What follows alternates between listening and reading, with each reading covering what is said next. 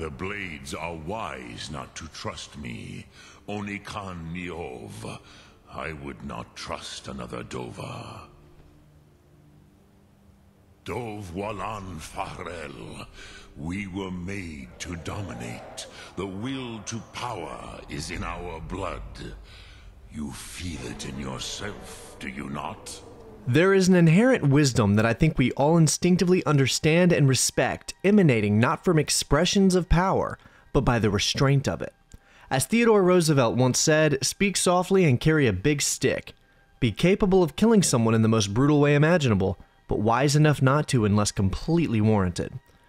When the dragons return to Skyrim, and Alduin takes to the skies to threaten the fate of the whole land, destiny obligates a new dragonborn to step up to the plate and destroy that fearful flying reptile. However, before the dragonborn can eliminate Alduin, the one they call World Eater, he must converse with an ancient and powerful being named Paarthurnax.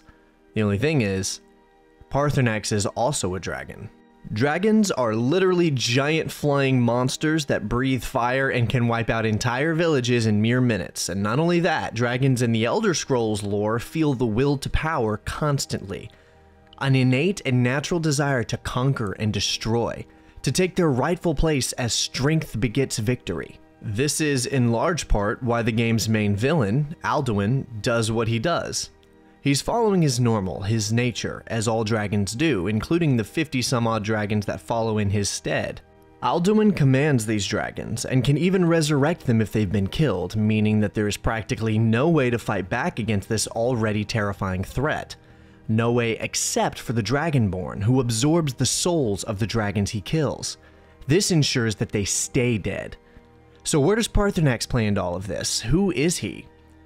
Well, thousands of years before the events of Skyrim, Paarthurnax served Alduin, as did all of the dragons, and they ruled over the men of Atmora and Skyrim who worshipped the dragon cult. Over time, however, the so-called dragon priests became cruel and enslaved the men and women of Skyrim into subjugation, forcing them into a life of painful servitude. This problem continued to worsen the longer it remained unabated. After all, the will of power suggests that strength begets victory, and to the victor go the spoils. There was no room or will for mercy and grace as far as Alduin was concerned. Humans were just beasts to be enslaved by the will of dragonkind. Something was happening, however. Alduin's younger brother, Paarthurnax, was becoming uncomfortable with the level of atrocities that he was committing against humans. And Alduin was only growing more mad with power, claiming himself a god, and demanding further worship. According to Paarthurnax, this eventually dissuades him from Alduin's side, and he wanted to put a stop to all of this pain and suffering. So he betrayed Alduin, and left the cause with several other dragons. Rather than just outright fighting for them, however, Paarthurnax wanted to equip humanity to defend themselves against dragonkind should ever such a thing come to pass again. So he taught the humans how to use the power of the Thu'um, the dragon shouts. With this power, mankind had a weapon with which to fight back, fighting fire with fire, almost literally. Using this new power, mankind prevailed and liberated themselves from the oppressive dragon regime during the Great Dragon War. Alduin was defeated and sent forward in time using the power of an Elder Scroll, and Paarthurnax retreated to the peak of the highest mountain in Skyrim, where he would live in isolation, communicating only with the Greybeards and no one else, both out of shame for his actions against humanity, and as a means of keeping himself in check so he never returns to his old ways. What we have here is sort of a different spin on the Prometheus story, I think, which, for those not familiar, is an ancient Greek myth. Prometheus is the Titan god of fire, who in his desire to champion humanity stole fire from the gods and gifted it to the humans. This resulted in economy, industry, and what technology they had at the time to come to pass. This action had consequences, however, as Prometheus was punished by the gods, strapped to a rock in isolation where his liver would be eaten by an eagle every single day for eternity. So it's not a copy, but the way Paarthurnax teaches the humans the Thu'um in many ways feels like the way Prometheus stole fire from the gods to give it to humanity. So, all that said, what is it that makes Paarthurnax so inspiring? It's not his actions, but his inaction. I have overcome my nature only through meditation and long study of the way of the voice. After the Great Dragon War, he banished himself to a mountain, and his reason for doing so is because he can still feel the will to power inside of himself. The things Paarthurnax did to humanity during his time as a general for Alduin are not really ever revealed. It's often referred to with vague terms such as unspeakable atrocities. But whatever it was bad. Paarthurnax has a history of causing pain and hurt on a mass scale, and despite all of that, when push came to shove, he turned against his own brother who was causing all of that pain. He chose to do what was right, in a bid for redemption. Even after doing so, he wanted so badly to ensure that he never returned to his old ways, that he banished himself to a mountain, and only associated with the Greybeards so as to ensure humanity was prepared should the time arise when they once again needed to fight dragons and save themselves. Which of course it did, and when that time arrived, Paarthurnax kept his word and offered the Dragonborn aid in defeating Alduin. Paarthurnax represents us in a lot of ways, and by us, I mean all of us, you and me, human beings in real life. We all know our innate capacity to do harm, and I don't even mean physically. Pain comes in all forms, from lying to cheating and manipulating. The selfish drive to get yours, even at the expense of others. What makes Paarthurnax so inspiring to me is that he is what we should all be. You're not supposed to give in to that sin nature, that exploitive voice inside your head. You're supposed to control it, and help others learn how to do so as well. Moreover, Paarthurnax shows us that even when we have done bad things, even awful things, we are not above some kind of redemption. There's room left to grow and be better. No day goes by where I am not tempted to return to my inborn nature. Zimgriforvut se suliech. To study and become more stoic and more capable than before. We're supposed to become better as we get older. One of the most profound lines in the game is so simple, yet so powerful, and it comes from Paarthurnax. What is better, to be born good or to overcome your evil nature through great effort? That line resonates with me, as I know it did with many others. Now, full disclosure, I'm not the biggest Elder Scrolls lore guy ever, so I wanted to make sure I didn't miss anything, and bring in the perspective of someone far more wise on the Elder Scrolls so that he can bring in his insight on Paarthurnax, Alduin, and what they mean to him and for all of us, and maybe pick up on some implications and facts that I may have missed that provide more context to the importance of these characters. Jwlar, what do you think of all that? What are your thoughts on Paarthurnax? Thanks for having me, Evan. Paarthurnax. Ambition, overlord, cruelty. It's not a name one would associate with a hero who aids the protagonist. It is in that very name that we can see this Dover's internal conflict. Indeed, it is only by strictly following Jürgen Wingholder's philosophy of the way of the voice that Paarthurnax is able to repel his deep-seated need for power and domination.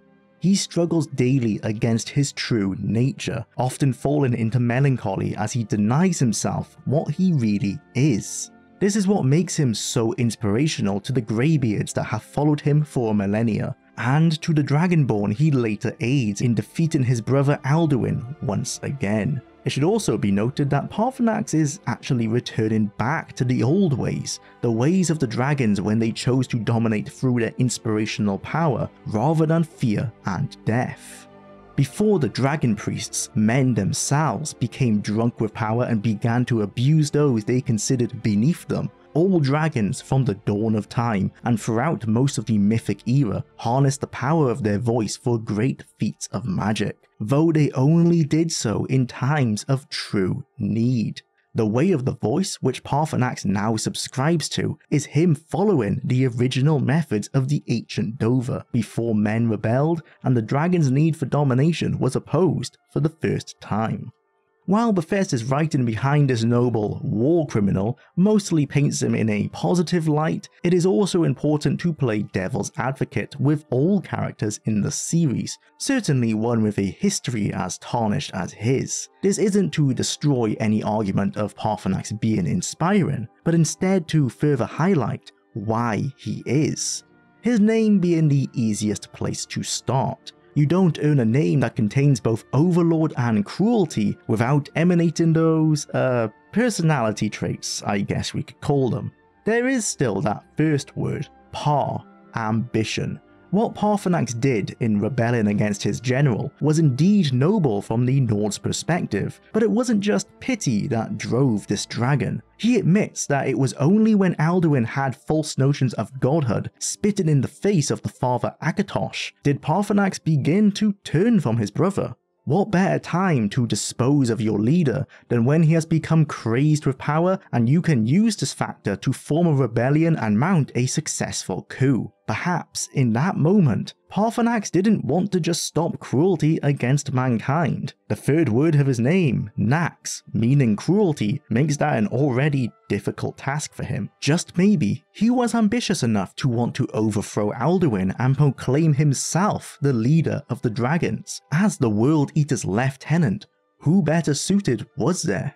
Now, I will admit that there is a level of speculation with these claims, but it should not be forgotten that Paarthurnax is the only source we have for his own history. Mankind was in no position to record the history, and even then, only the first tongues whom he had taught Dragonrend to, and the subsequent greybeards he taught, ever spoke with him. It is not impossible that he would simply tell them what he wants them to know. Either way, the purpose behind his choice to aid humanity isn't important in the long run. The why doesn't matter when the what resulted in the freedom of the Nordic peoples from their dragonic overlords. And it is here where I will defend the Blades. Yes, Delphine is annoying, but can you blame her request? She isn't asking for reparations for the sins of one's father. Paarthurnax was the very one who committed those genocidal crimes. With an in-law estimated population of 1 million people living in 4th era Skyrim, how many do we think he murdered in ancient Skyrim and at Mora? Hundreds? Thousands? Hundreds of thousands? Their request is very understandable if you consider the damage he caused, the bloodlines he ended, the families destroyed. Is it at least fair that he stands trial? Only then can mankind decide whether he has repented. Sure, he fights his need to dominate daily, but if a murderer stood on trial and told you while he did kill many people, he has since stopped himself despite his psychopathic need to do it every day, would you feel any better about him?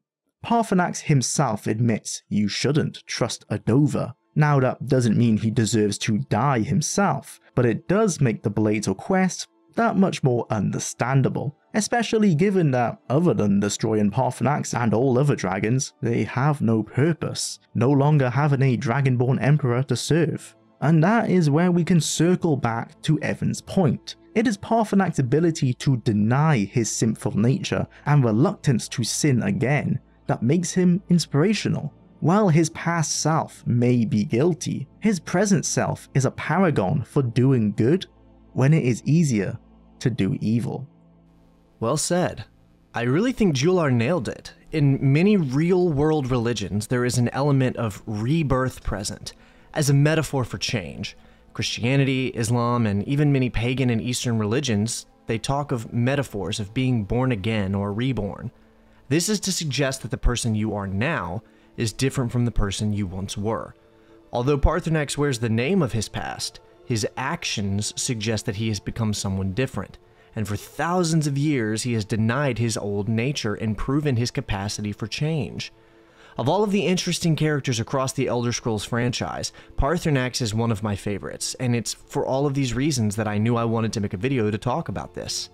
So if you're a fan of Elder Scrolls lore, or just love how these characters in the media can influence our daily lives, I hope you really found something to enjoy with this video. What do you think of Paarthurnax? Did you find him inspiring, or do you agree with Delphine that he has to die? Maybe you think he should be spared and continue to live. Drop a comment to let me know your thoughts on this. Also, thanks so much to Jwlar for joining me in this video. His insight was really brilliant, and I would say even crucial to fulfilling this video in the best way possible.